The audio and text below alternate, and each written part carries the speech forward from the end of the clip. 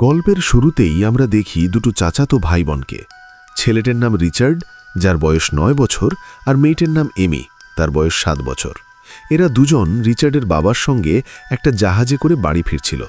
এই দুই বাচ্চা দুষ্টুমি করছিল, তাই রিচার্ডের বাবা তাদের বারণ করেন এমন না করতে। ঠিক তখনই দেখা যায় জাহাজে আগুন ধরে গেছে। এই দেখে জাহাজের সবাই ভয় পেয়ে যায় আর চারদিকে ছুটোছুটি শুরু হয়ে যায়। ধোয়ার জন্য কিছুই দেখা যাচ্ছিল না। রিচার্ডের বাবা আর কয়েকজন লোক তাদের প্রাণ বাঁচাতে একটা বোটে উঠে পড়ে। সেই জাহাজের কুকের নাম প্যাডি। সে রিচার্ড আর এমিকে একটা ছোট বোটে নিয়ে নেয়, কিন্তু ধোয়ার কারণে কিছুই দেখতে না পেয়ে সে তাদের নিয়ে জাহাজ থেকে আলাদা হয়ে অনেক দূরে চলে যায়। তারপর প্যাডি আর দুই বাচ্চা জল খাবার ছাড়া মাঝ সমুদ্রে ঘুরে বেড়াতে থাকে। পরের দিন সকালে প্যাডি আর দুই বাচ্চা দেখে যে তাদের সামনে একটা দ্বীপ আছে। এটা দেখে প্যাডি খুশি হয়ে যায় আর তাদের ছোট বোট নিয়ে এসে সেই দ্বীপে আসে। দ্বীপটা চারদিক থেকে সবুজ গাছপালা আর নারকেল গাছ দিয়ে ভরা ছিল। প্যাডি তখন পুরো দ্বীপটা ঘুরে দেখতে থাকে। যদি কেউ থাকে তাহলে তার কাছে সাহায্য চাইতে পারবে, কিন্তু সে কাউকেই দেখতে পায় না। এখন ওরা পুরোপুরি এই দ্বীপেই আটকে পড়ে। তবে প্যাডি বুঝতে পারে এই দ্বীপে বাঁচার জন্য দরকারি সব কিছুই আছে। প্যাডি সেখানে একটা মদের ব্যারেল খুঁজে পায়, যেটা জাহাজ থেকে ভেসে তীরে এসেছে। একদিন রিচার্ড যখন খেলছিল তখন সে একটা মানুষের খুলি পায়। সে তাকে প্যাডিকে দেখায়। এটা দেখে প্যাডি তাকে সেটা ফেলে দিতে বলে আর বুঝে যায় এই জায়গাটা বিপজ্জনক। তাই সে বাচ্চাদের নিয়ে দ্বীপের অন্য প্রান্তে চলে যায়। রাতে যখন প্যাডি মদ খাচ্ছিল তখন সে দ্বীপের আরেক দিক থেকে ড্রামের শব্দ শুনতে পায়।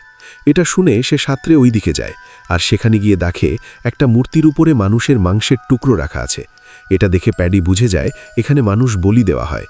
সে ভয় পেয়ে যায় আর রিচার্ড আর এমির কাছে ফিরে এসে বলে, তোমরা দুজন আমাকে কথা দাও যে যাই হোক না কেন তোমরা দ্বীপের ওই দিকে যাবে না। এটা কানুনের নিয়ম, তোমাদের এটা মানতেই হবে। কিন্তু বাচ্চাদের মনে তখন থেকেই প্রশ্ন জাগে, প্যাডিল আসলে কেন তাদের ওদিকে যেতে মানা করছে। প্যাডি বলে ওই দিকে নরভক্ষী থাকে যারা বাচ্চাদের খেয়ে ফেলে। রিচার্ড ভাবে তার বাবা এসে তাদের নিশ্চয়ই এখান থেকে নিয়ে যাবে। প্যাডিও ভাবে এদের কেউ না কেউ এসে বাঁচাবে। কিন্তু ততদিন পর্যন্ত সে বাচ্চাদের দায়িত্ব নিজের কাঁধে নিয়ে নেয়। সে তাদের শেখায় কিভাবে খাবার খুঁজতে হয় আর কিভাবে আশ্রয় বানাতে হয়। প্রায় 2 মাস ধরে সেই জঙ্গলে বাঁচার অভ্যাস শেখায়, যাতে যদি তার কিছু হয়ে যায় তাহলেও বাচ্চারা বেঁচে থাকতে পারে। এক রাতে প্যাডি খুব বেশি মদ খেয়ে ফেলে। সে দেখে তার মদের ব্যারেলটা সমুদ্রে ভাসছে। তখন সে সেটা তুলতে যায়, কিন্তু নেশার ঘোরে জলের মধ্যে ডুবে যেতে থাকে। পরের দিন সকালে রিচার্ড আর এমি ঘুম থেকে উঠে দেখে প্যাডি ওখানে নেই। তারা দূরবীন দিয়ে দেখে যে প্যাডি দ্বীপের অন্য পাশে বালির ওপরে শুয়ে আছে। তারা ছোট নৌকায় বসে প্যাডির কাছে যায়। তখন তাদের মনে হয় প্যাডি হয়তো বেশি মদ খেয়েছে, তাই ঘুমাচ্ছে। তারা তাকে জ্বালানোর চেষ্টা করে, কিন্তু সে ওঠে না। তখন তারা বুঝতে পারে প্যাডি এত বেশি মদ খেয়েছিল যে তার মৃত্যু হয়েছে। এটা দেখে রিচার্ড আর এমির খুব খারাপ লাগে। এখন ওরা একেবারেই একা হয়ে যায়। তো বন্ধুরা, আপনারা দেখছেন মিলন শো।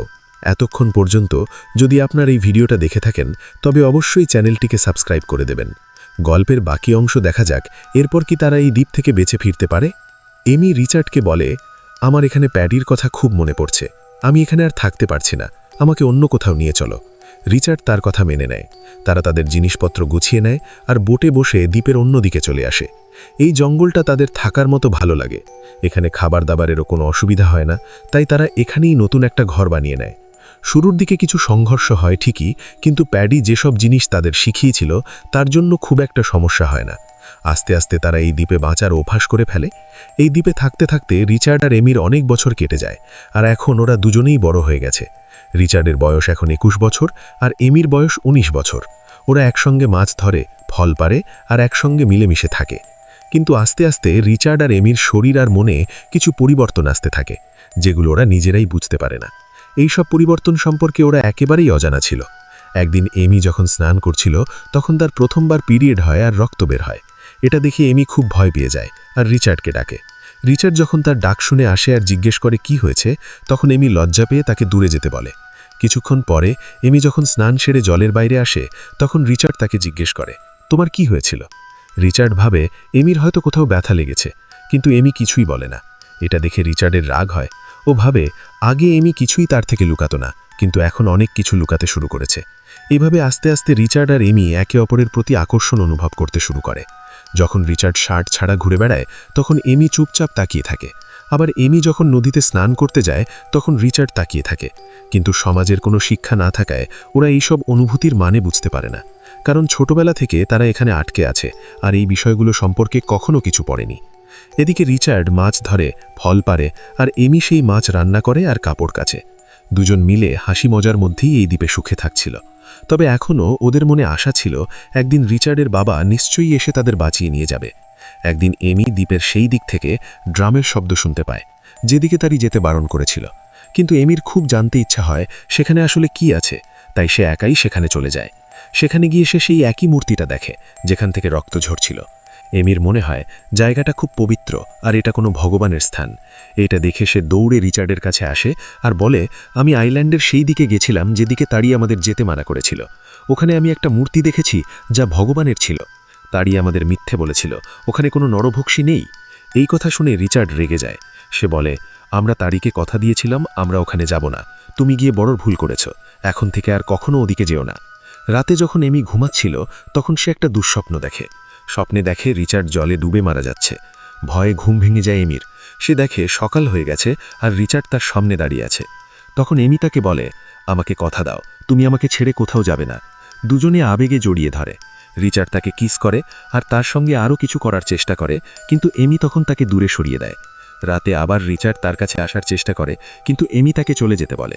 এতে রিচার্ড খুব রেগে যায় আর পরের দিন সকালে এমির সঙ্গে কোনো কথা বলে না। এমি দেখে রিচার্ড পাথরের আড়ালে কিছু একটা করছে, কিন্তু ঠিক কি বুঝতে পারে না। যখন সে রিচার্ডকে ডাকে তখন রিচার্ড ওর ওপর রেগে যায়। কিছুক্ষণ পর যখন রিচার্ড গাছ থেকে নারকেল পাড়ছিল তখন সে এত বছর পর প্রথমবার সমুদ্রে একটা জাহাজ দেখে। জাহাজটা দেখে সে গাছ থেকে নেমে দৌড়ে যায় একটা পাহাড়ের দিকে, যেখানে আগে কাঠগুলো একত্রিত করে আগুন জ্বালানোর ব্যবস্থা করেছিল, যাতে জাহাজের লোকেদের দৃষ্টি আকর্ষণ করে সাহায্য চাওয়া যায়। কিন্তু রিচার্ড সেখানে পৌঁছাতে দেরি করে আর জাহাজটা দূরে সরে যায়। ওই সময় এমিও ওই জাহাজটা দেখেছিল। আগুন জ্বালানোর সুযোগ তারও ছিল, কিন্তু সে জাহাজ দেখেও আগুন জ্বালায়নি, কারণ এখন তার এখানে থাকতে ভালো লাগছিল আর এই জীবনটাকেই সে মেনে নিয়েছিল। রিচার্ড এসে এমিকে আগুন না জ্বালানোর জন্য রেগে বলে, আমি তোমার থেকে বিরক্ত হয়ে গেছি, আমি একাই এখান থেকে চলে যাব। সে নৌকায় চড়ে চলে যায়, কিন্তু অর্ধেক পথেই নৌকাটা ভেঙে পড়ে আর রিচার্ড জলে পড়ে যায়। বাধ্য হয়ে তাকে আবার দ্বীপে ফিরে আসতে হয়। এমি তার মজা উলাতে করতে থাকে, এখন এই দ্বীপটাই আমাদের বাড়ি আর এখানেই আমাদের থাকতে হবে। এই কথা শুনে রিচার্ড রেগে যায়। তাদের মধ্যে তর্ক শুরু হয়। দুজন একে অপরকে অপমান করতে থাকে। এমি বলে, আমি জানি তুমি একা পাথরের আড়ালে কি করো, আমি তোমার বাবাকে জানাবো। রিচার্ড বলে, তুমি লুকিয়ে আমাকে দেখো। এমি বলে, তুমি তো আমাকেও দেখো যখন আমি স্নান করি। কথা শুনে রিচার্ড রেগে গিয়ে তার ওপর নারকেল ছুঁড়ে, কিন্তু সেটা লাগে না। পরে যখন এমি নারকেল ছুঁড়ে সেটাই রিচার্ডের মাথায় লাগে। রিচার্ড তখন তাকে থাপ্পড় মারে আর ঘর থেকে বের করে দেয়। সে বলে, এই ঝুপড়ি আমি বানিয়েছি, তুমি এখানে থাকতে পারবে না, আমি এখন তোমাকে খাবারও দেব না। যার ফলে এমিকে বাইরে ঘুমাতে হয় আর খাবারের ব্যবস্থা একাই করতে হয়। এমির জন্য এটা খুব কঠিন হয় আর রিচার্ড তার উপহাস করতে থাকে। এমি দ্বীপের সেই মূর্তির কাছে ফুল দিয়ে প্রার্থনা করতে শুরু করে। যখন সে সমুদ্র থেকে দ্বীপে ফিরছিল তখন তার পা বিষধর স্টোন ফিশের ওপরে পড়ে, যার কারণে সে প্রচণ্ড ব্যথা পায়। কষ্ট করে সে কোনোভাবে দ্বীপে ফিরে আসে। রিচার্ড এমিকে অসুস্থ দেখে জিজ্ঞেস করে, কি হলো? এমি বলে, আমার পা স্টোন ফিশের উপরে পড়েছে, তাই আমি বিষের কারণে অসুস্থ হয়ে পড়েছি। সে আরও বলে, আমাকে আমার ভগবানের কাছে নিয়ে যাও। রিচার্ড এমিকে কোলে তুলে মূর্তির কাছে নিয়ে যায়। এমির অবস্থা খুব খারাপ হয়ে যায়, সে অজ্ঞান হয়ে পড়ে। রিচার্ড ভয় পেয়ে যায়, এমির কিছু হলে আমি একা কি করব এখানে। সে ভগবানের কাছে প্রার্থনা করে এমির জন্য। কিছুক্ষণ পর এমির জ্ঞান ফিরে।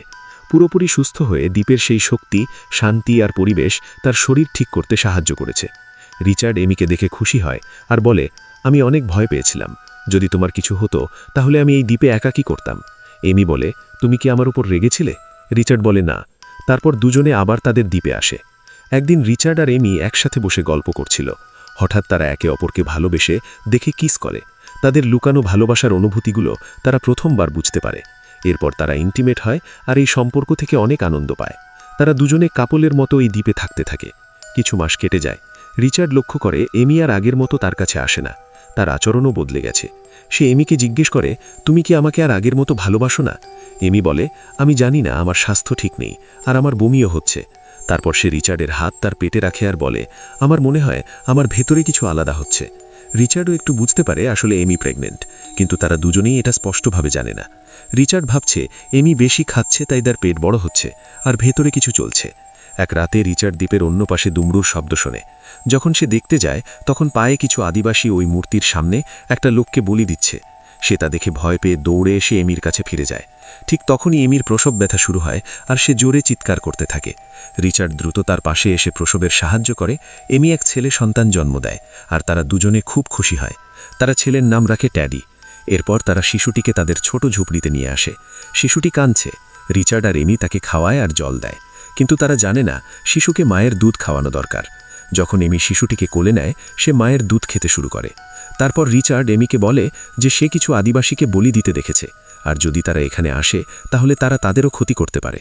কিন্তু সে বলে যে যদি তারা আক্রমণ করে তাহলে সে ছাড়বে না। বাচ্চা আসার পর রিচার্ড আর এমি আরও বেশি খুশি হয়ে থাকে আর বাচ্চাটিকে অনেক ভালোবাসে। বছর কয়েক কেটে যায়, তারা দ্বীপে থাকে। বাচ্চাটি বড় হতে শুরু করে। তারা তাকে সাঁতার শেখায়, খেলা শেখায় আর কথা বলা শেখায়। একদিন তারা সবাই সমুদ্রের ধারে সুরে কাদা মেখে খেলছে।